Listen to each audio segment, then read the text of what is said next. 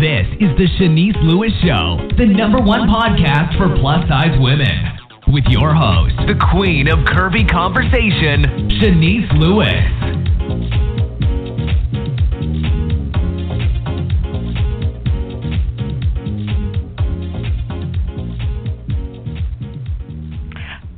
Welcome to the show. I'm your host, Chenese Lewis. Today is Monday, June 13th, 2016. We want to send prayers out to everybody in Orlando, Florida, for this tragic event that just happened. Our prayers and thoughts are with you, and let's try and spread more love and less hate. Now, today on the show, we have a very special guest, Pia Schiavo-Campo. She's probably going to have to pronounce her last name for me correctly. But before we get to Pia, make sure you follow this podcast social media pages on Facebook at Chenese Lewis Show, on Twitter and Instagram at Chenese Show, and subscribe and rate the show on iTunes and Google Play Music. Now, Pia is a fat feminist, yogi, and writer and author of the blog Chronicles of a Mixed Fat Chick. Her agenda includes extinguishing conventional notions of beauty and empowering women to take up as much space as they please. Through yoga, she has learned to find strength, power, and beauty in her body. Pia has written many articles on the subject of body image and self-acceptance, which has earned her a place as a valuable voice in the movement. Her passion for changing the representation of women of size and women of color in the media is a challenge she embraces daily. Pia believes that women work together, they can heal and lead the world. Let's welcome Pia to the show. Hi, Pia. Hi, Chenese. Thank you for having me today. Now, pronounce your last name for me correctly. That was a really good effort, by the way. So my last name is Schiavo-Campo. Now, you know what? Before I was researching you to do this interview, I thought that was your maiden and married name, but it's not. It's not. No, that's my dad's name. It's been a name that's been hyphenated for about 5 generations. So. Okay. Well, I learned something new today about you. Yes, you did. So, I read you were inspired by strong women in your life, especially your mother, Hazel, who was your first feminist role model. Now, I found that interesting that you called her your first feminist role model. Now, what did you mean by that? So my mother is a really amazing woman. She's a black woman who grew up in the Roxbury projects of Boston, and she grew up with very little, and she made a lot of her life. You know, she had a lot of battles to struggle. Boston at that time was a very, very racist place, and so she encountered all kinds of struggles, and yet she put herself through school, became a PhD, and just recently retired after, 30-plus years of being a professor. She was always making sure that she was fighting for the right things. And so I always saw that from a very, very young age. I saw the way that she really championed the struggle for, the education of myself and my siblings. And that had a really huge impact on my life. And so I'm always grateful to have been the product of such a strong woman whose ideals were really clear and whose convictions were so strong. Now, you are half black and half Italian and speak fluent Italian, which is why the title of your blog is Mixed Fat Chick. Now, did issues with being biracial was a big part of your journey to self-acceptance? I would say it really was, probably more so when I was younger. I think growing up mixed race, there were a lot of challenges for me. I found that I had a hard time fitting in. I felt like people wanted me to choose who I was, whether I was supposed to be white or black, and, kids made fun of me because I was different.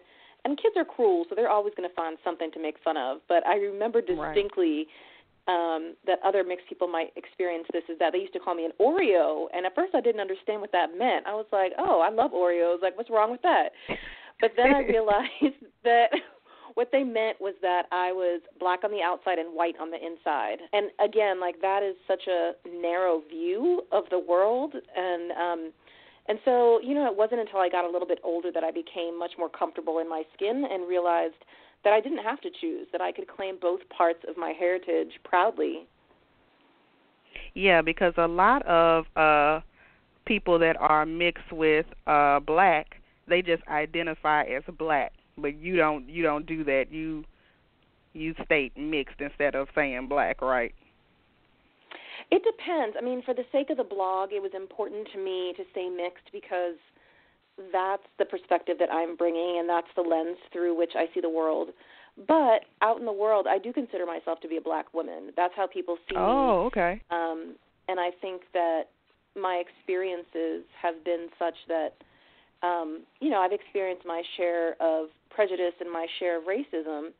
And so, yeah, I mean, I would say I certainly would never call myself white because that's completely inaccurate. And so, no, I definitely identify as a black woman. Oh, got it.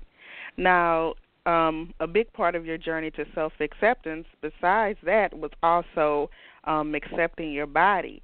And I know at one point you were trying to lose weight and you tried everything and you even had liposuction, right? I did, yeah. Now, tell me about that experience. Yeah, you know, I probably started struggling with my weight when I was about 12 or 13 and going through puberty and seeing my body change and, you know, reading 17 magazine and all the magazines that were out. And I was a really slender kid and teenager, but I think the messages that I was getting was that wasn't good enough. And so, you know, and that's nothing new. I mean, I think a lot of women have experienced that. And so I went up and down in my weight and started dieting at a very young age. And then in my very early 20s, I was at my very top weight, which was probably around maybe 220 at that time. And I was super depressed and made the decision to have liposuction, which is a decision that I really regret making, because it really did, I think, sort of damage my body, and that certain parts will never, ever look the same because of that surgery. And some people take it really lightly, but liposuction is real surgery. It's not something I recommend, although I think people have to make decisions for themselves, and there are definitely certain circumstances that perhaps make more sense, like if you've had a huge weight loss and you've got sagging skin. I totally get that. But I think what I was looking for was acceptance from other people. And if I was in a thin body, then that was the acceptance that I wanted, and I hoped I could get it. But what happened for me was that my brain didn't change. So even after I lost weight, a lot of weight, I still saw myself as a fat person, and I still felt like my worth was based on what I looked like. So my journey to self-acceptance, you know, has taken a really, really, really long time. And so I'm just really grateful to be in a much better space around those things today. Now tell me a little bit more about how liposuction damaged your body, because, you know, people tell me often, girl, you know, I just want to get my stomach sucked out and I'll be fine. And I'll be like, you don't want to do that. So tell me, somebody out there is listening, is considering it, and tell me, what did it do to you that they don't know about, the part that they don't see about the surgery? Right. Absolutely. So the first thing is that people should know that liposuction is extremely painful. You know, I know some people can go home right after the surgery. I was hospitalized for a couple of days, and I was in tremendous pain for weeks afterward. That's the first thing, is that people think they're going to have surgery and then, you know, that night they're going to be in a cute bodycon dress at the club. No, that's not going to happen, number one. And number two, for me what happened was I had liposuction on my stomach and on my thighs, and in my lower stomach, kind of like, you know, what we call our pooch area. The liposuction was done so that it was sort of uneven looking, and so it's created this very strange shape that I'll never be able to remedy, really. And, just left scarring. People of color in particular need to be careful because we get keloids and those kinds of things. And so, when I see myself in the mirror, it is a constant reminder of the abuse that I put my body through in order to feel acceptable, in order to feel like enough. And so it's a decision that people really need to do more research on and not take so lightly. And so in actuality, you would have to do another surgery and another surgery to actually achieve what you wanted. It wasn't just one quick fix. Exactly. And, I could do that now and say, hey, I want to have this repaired, but that's just not something I would want to do, at least not at this point in my life. It just feels like I've done enough damage, and and I just have to accept what my body is. I have to. Well, I'll make myself crazy. Right. It'll never be enough. Because I think what Right. happens to a lot of people who start getting liposuction is they get addicted to it. And it's like, Right. oh, let me do this, let me do that. But people also don't understand that if you go back to eating the way you were eating, your body is going to be the same. Like, it's going to continue to gain weight. It's not like you'll never gain weight in those areas again. That's complete Right. bull. And I think some doctors will try to tell you that. Now, what was the big aha moment in your life when you decided, I'm going to stop dieting, I'm not going to ever do another surgery again, and I'm just going to embrace my curves? I think that happened probably about 5.5 years ago when I started writing my blog, Chronicles of a Mixed Fat Chick. I had really gotten to a point in my life where I was exhausted. I mean, I had done I don't know how many dozens of diets and variations of diets and starving and compulsive exercising, all of the above, and I was really exhausted. And I was also just in a space where I was having these really interesting conversations with girlfriends about these issues. And I felt like, okay, here I am, I'm talking about this, and I have all these ideas and all of these thoughts, but I'm not really doing anything about it, How can I affect some change? And so that was the point at which I started to write about these things in a really public way on the blog. And for me, that was the healing. It really helped set me free to talk about the struggles that I had encountered because it allowed other people to open up and to not feel like they were alone. And I think that's so key, and that's what's so beautiful about being completely honest and sharing these stories with people.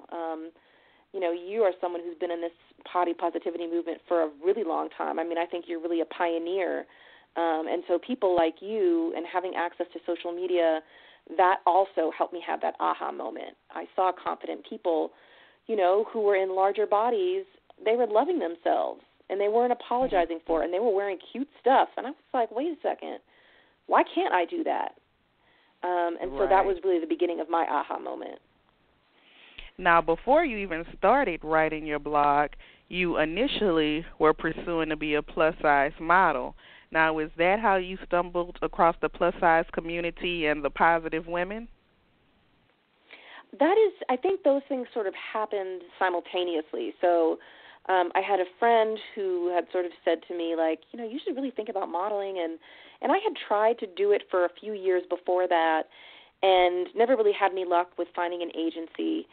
And so I just thought, maybe this is just not for me, and kind of left it alone. And then an opportunity came up where I don't know, I can't even remember what it was. It's been so long, where it was a local tryout for something, and I went, and I was selected.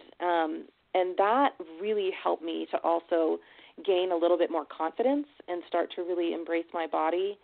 And then I did eventually get signed with an agency.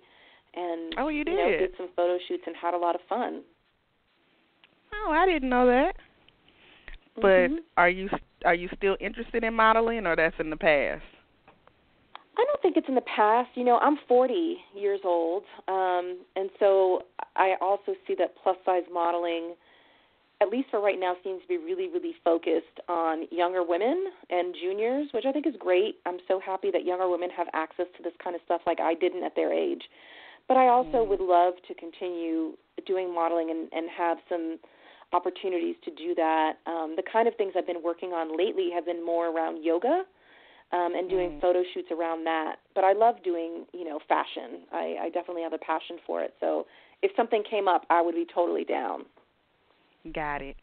Now, when you started your blog, Mixed Fat Chick, I believe this is where you really found your voice, and this is where you really started to flourish, in my opinion. And you call yourself now a fat feminist. Now, how do you define a fat feminist? So for me, the real key about the fat part was being able to claim that in a positive way. And a lot of people were very uncomfortable with the name of the blog, and they thought they were saying things like, "You're not fat," why do you call yourself that? And for me, it was really about reclaiming the word, because in our society, fat is, that's not a nice word. It's really an insult to people. And I wanted to take that word back, and I wanted it to be empowering. Because when I really think about it, I'm like, fat is just a description. That's like saying I have brown eyes or brown hair, or that I'm 5'8". That's all it is. And so for me, it helped to really change the meaning and have it be much, much less important than I had made it for so many years. And so for me, the way that I look at feminism is I really think it's important to be intersectional. So whether it's about race or it's about body size, I think it's really, really important to be inclusive when we talk about feminism. And so that was a really key thing for me with the blog. And you started writing with the blog, but you expanded to write for other blogs and other publications. Now, who all do you write for, or is it not on an ongoing basis? In the past 6 or 8 months, I've kind of slowed down a little bit, okay. But I definitely have written for other publications. So Velvet D'Amour's Volume 2, I've written for that. I've written for Ravishly, if you're familiar with that, and been Adios Barbie, Everyday Feminism, and then have had some great opportunities to be photographed for Mantra Yoga and Health magazine. I was in People magazine, the New York Post, that kind of stuff. So, I've really been blessed to have gotten a chance to work with some really great people and have my name attached to some really wonderful publications. Right. Now, your sister is an ABC correspondent, Mara, and she wrote a book called Thinspired and How to Lose 90 Pounds. Now, did you and her grow up together in the same household? We did. And her book talks a lot about her struggle with eating disorders, and we share a lot of that history. So, the two of us have come to a place of accepting and loving our bodies in very, very different ways.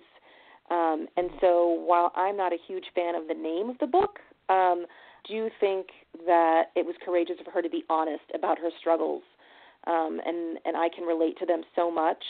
And so, for her, she's really gotten into fitness, and that makes her feel good.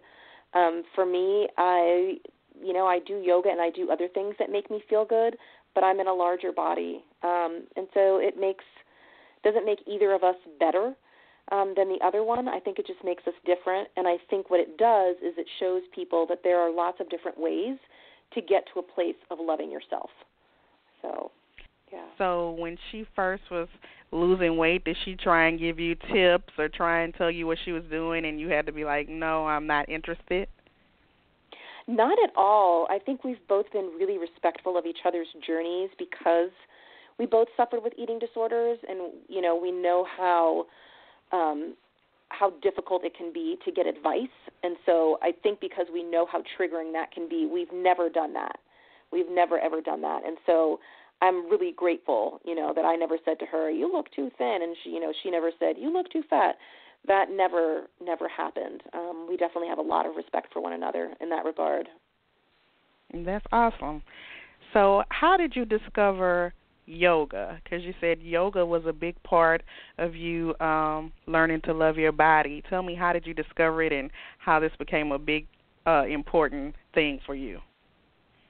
Absolutely. So I remember I first did yoga probably like around 2000, 2001, and I hated it. I was like, I don't get this. I don't understand it. I'm really bad at it. And so I never really looked at it again until a few years ago and started going to a great yoga place around the corner from my house called Crenshaw Yoga and Dance in Los Angeles. And I went to that class, and there were women of all sizes and all shapes and all colors, and it felt so safe.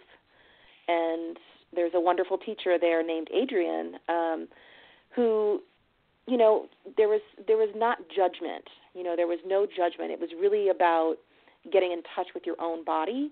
It wasn't about being competitive and trying to do, you know, a better downward-facing dog than your neighbor. It was really all about listening to yourself and being present in your body. And I think for so many years when you're dieting and thinking about weight loss, you're not present in your body. You're thinking about what your body will look like, you know, in 5 months from now. And so that really helped me to get in touch with spirit, with breath, and with seeing all the amazing stuff my body could do. I really didn't get it until I started going to that class a few years ago, that I could do this, that my large body could move in different ways and could be really strong. It was very powerful for me. So is yoga like a workout? Do people do yoga to be physically fit? Oh, absolutely. Absolutely. You know, yoga is amazing. I mean, depending on what kind you're doing. I mean, if you're moving very quickly, there's certainly a cardiovascular aspect to it. But, you know, you're really building a tremendous amount of strength and balance, which is so good for us. And it's been so fantastic to see women, particularly women of color, like Diane Bondi, who's an amazing yogi, really sort of helping to change the face of what yogis look like. And I just think that is so dope. That is the kind of stuff that inspires me, because she's fat, but she's fit. And for a long time, we didn't want to associate being fat with fitness. We see a thin person, we assume they're healthy. We see a fat person, we assume they're unhealthy. And that's just not accurate. And yoga also helps you with a medical condition you have? Yeah, you know, I have fibromyalgia. I got diagnosed, maybe about 3 or 4 years ago. And fibromyalgia is basically a disease that affects your nervous system. And it's very difficult to diagnose, and it shows up in different people in different ways. And for me, I had extreme fatigue, really, really achy body, poor sleeping, and I would have these what we call flare-ups, where it would just be impossible for me to do anything, and I'd be laying in bed stiff, really, really painful. And so when I started doing yoga, it really helped my symptoms a lot, and I was fascinated by that. Just spending time in really, what's the word I'm looking for? Just really restorative positions had a tremendous impact on my fibromyalgia, and I haven't had a flare-up in a very long time. So I just think it's really, really powerful. So did you find that helped you accidentally, or somebody suggested it to you? Well, people had suggested yoga for a long time, but before I started doing it, you know, in my mind, I had remembered the one experience, and I was like, I'm not doing that, and I'm too fat. Right. I can't do yoga.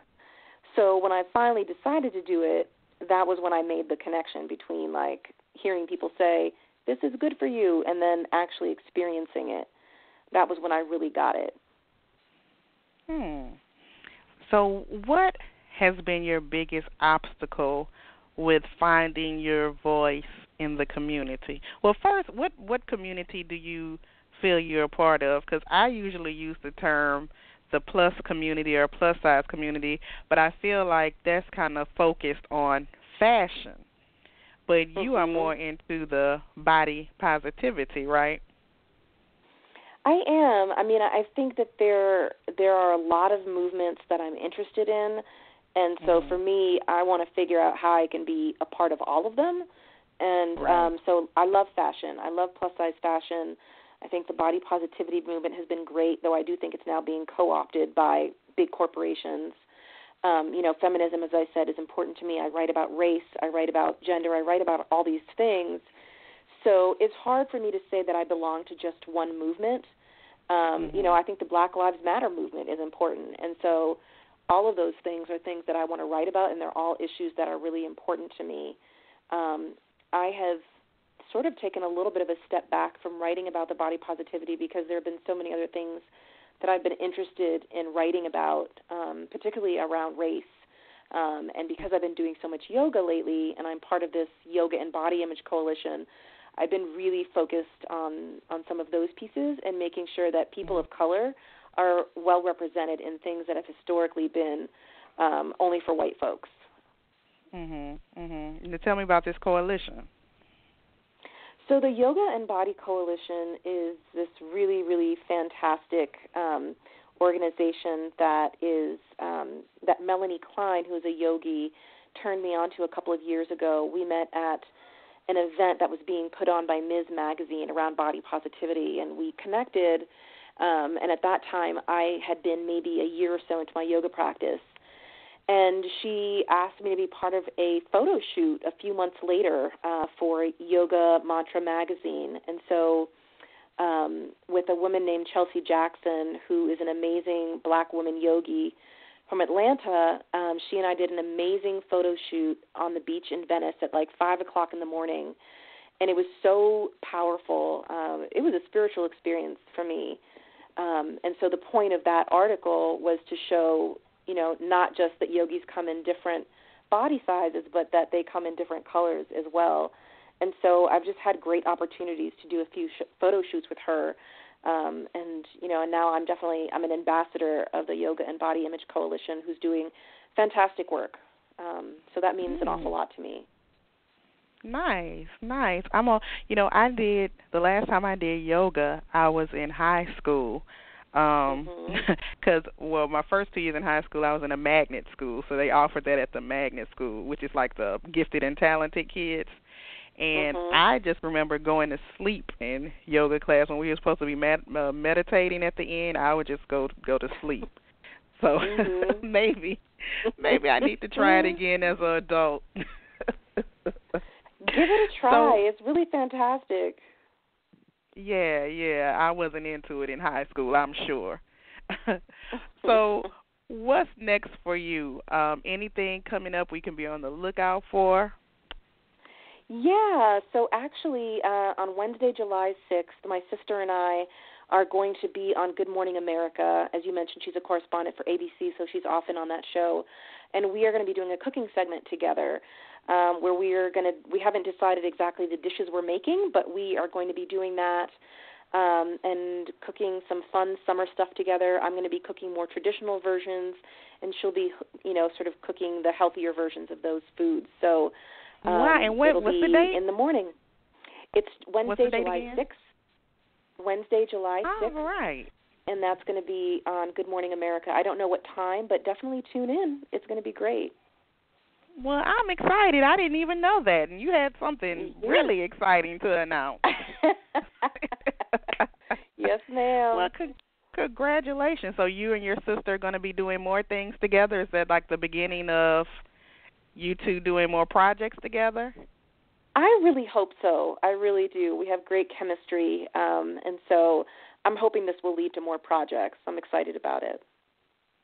Well, I'm definitely going to have to set my alarm to wake up early, and I'm definitely going to be watching. And tell us your official website and how we can keep up with everything you have going on. Absolutely. So my website is mixedfatchick.com. And then on social media, on Twitter, I'm at mixedfatchick. Same thing for Instagram, at mixedfatchick. And then on Facebook, I'm Chronicles of a Mixed Fat Chick. So those are all the ways that you can find me.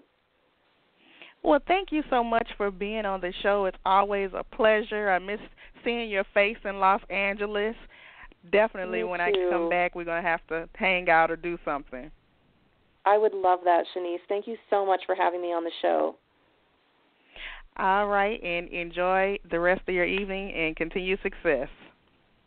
Thank you. Take care. Bye-bye. And thank you to my fabulous guest this evening, Pia. And if you haven't already, don't forget to like our fan page on Facebook at facebook.com/Chenese Lewis Show. I've been your host this evening. Thank you for tuning in and supporting. Until next time, keep thriving in your curves and be blessed.